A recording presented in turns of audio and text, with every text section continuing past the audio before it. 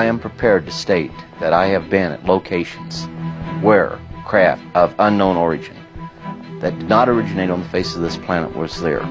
I am prepared to state that while I was there, we saw living, dead bodies of entities that were not born on this planet. I am prepared to state that we had what they referred to as interfacing with those entities. When I was 8 or 9, I saw one of these objects, broad daylight. There was a beautiful, seamless disc in a blue sky, back when the skies were very blue. And I was with some boys in the neighborhood, and we saw this, and I went, oh my God, they're real, we saw a UFO. Now my parents said, oh well, you're just a kid. But I became completely absorbed in this. So my interest in this goes back to my childhood. The Disclosure Project was an accident of history. In 1990, I formed the Center for the Study of Extraterrestrial Intelligence to form a diplomatic corps to make peaceful contact with these civilizations. Because once you conclude that they're real and they're of interstellar origin, the next question is, what are we going to do about it?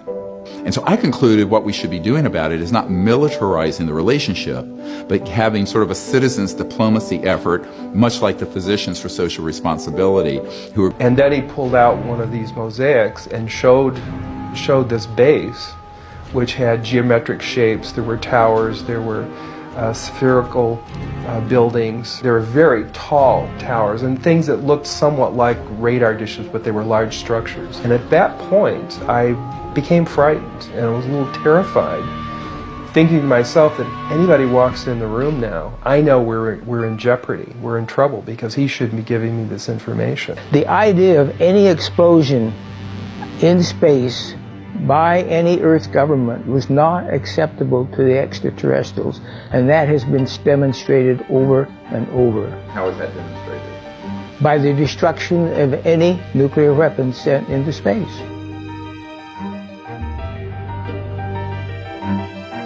It was early in the morning. I received a call from my topside security guard. He and some of the guards had been observing some strange lights flying around the launch control facility. And I said, well, you mean UFO? I think I used that word.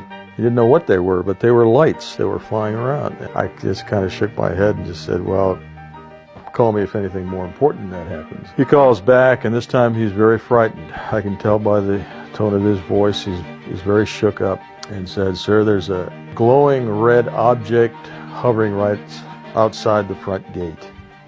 And as I was relating this to him, our missiles started shutting down one by one. The Air Force did an extensive investigation of the entire incident and was not able to come up with a probable cause for the shutdowns. The missiles are not connected to each other.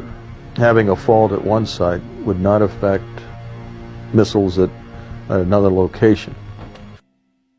We have indeed been contacted, perhaps even visited, by extraterrestrial beings. And the U.S. government, in collusion with the other national powers of the Earth, is determined to keep this information from the general public. Victor Marchetti, former special assistant to the executive director of the CIA.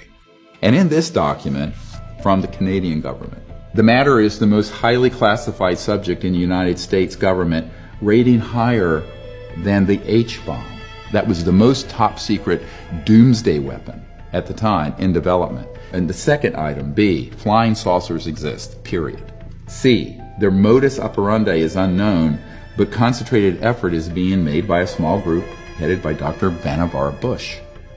And then D, the entire matter is considered by the United States authorities to be of tremendous significance. There's no one at the United Nations or State Department or any foreign ministry dealing with it. So we started a set of protocols to make contact. And sure enough, we had some spectacular successes. Holy damn hot shit. Dog. Thank you. This got kicked up to the intelligence community. So by 1992, I was getting visits from the head of Army Intelligence, people inside the National Security Agency, and other three-lettered agencies. My intention was never to get involved with trying to disclose this issue. My interest was in this whole concept of making contact for peaceful purposes to advance our civilization from a planetary civilization to an interplanetary civilization. That was really the heart of my sincere interest.